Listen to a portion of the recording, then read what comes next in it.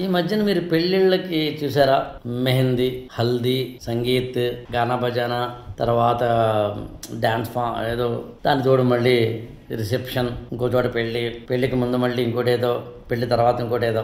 ఆర్భాటాలు ఎక్కువైనాయి. డబ్బు ఉండడం గురించి కాదు, పెళ్లికి సంబంధించి బాగా కోట్లు ఉన్నవాడు, అంటే 100 కోట్లు 50 కోట్లు ఉన్నవాడు 4-5 కోట్లు ఖర్చు పెట్టినా పర్వాలేదు. ఉదాహరణకి మనం ఒక నెలకి 50,000 రూపాయల శాలరీ అనుకుందాం. మంది ఉదాహరణకి 50,000 రూపాయల శాలరీ అయిన మనం ఒక మంచి హోటల్కి వెళ్ళి 200 రూపాయల ఇడ్లీ తినడం తప్పు కాదు, ఎందుకంటే 50,000 రూపాయల శాలరీ కాబట్టి. కానీ శాలరీయే 5,000 వాడైతే 200-300 పెట్టి శాలరీ ఇడ్లీ తినడం న్యాయం అంటారు? కోరికల గురించి మాట్లాడట్లేదు, శక్తి గురించి మాట్లాడుతున్నాను, పేదరికం గురించి మాట్లాడటం లేదు, కానీ మన తాహతు గురించి మాట్లాడుతున్నాను.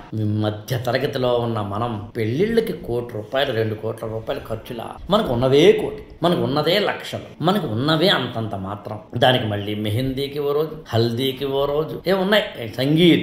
సంగీత్కి సంబంధించి విచిత్రం ఏంటంటే, సంగీతం అంటే బహుశా పాటలు పాడతారనుకుంటా, డ్యాన్స్ చేస్తారు. సో పెళ్లి కూతురు ఫ్రెండ్స్, పెళ్లి కొడుకు ఫ్రెండ్స్, లేదా ఫ్రెండ్స్ కావచ్చు, ఎవరైనా సరే, ఏజ్డ్ అయినా రేజ్డ్ అయినా, వాళ్ళకి డ్యాన్స్ నేర్పించే మళ్ళీ కొరియోగ్రాఫర్లు ఈ మధ్యన కొత్తగా తయారయ్యారు. మీరు గమనించారు లేదు? అంటే పెళ్లిలో సరదాగా ఆటలు పాటలు ఆడే క్రమంలో, ఈ సరదాగా ఆటలు పాటలు ఆడే వాళ్ళకి దారి చూడు దమ్ము చూడు అని పాట పాడాలంటే ఒకళ్ళు, లేదా మరొకటైతే ఈ డ్యాన్స్ నేర్పుతారట కొరియోగ్రాఫర్లు. వాళ్ళకి మళ్ళీ ఒక 5-6 లక్షలు. నేను ఇక్కడ డబ్బు గురించి మాట్లాడట్లేదు, కొరియోగ్రాఫర్లు తక్కువ చేసి మాట్లాడట్లేదు, ఇలా చేస్తున్న ఆర్భాటాల గురించి మాట్లాడట్లేదు. కానీ ఓ సాయంత్రం పూట సరదాగా మనలో మనమాట ఇంత ద్రవం లోపలేస్తే ఎవడైనా ఇక్కడ డాన్సరే కదా.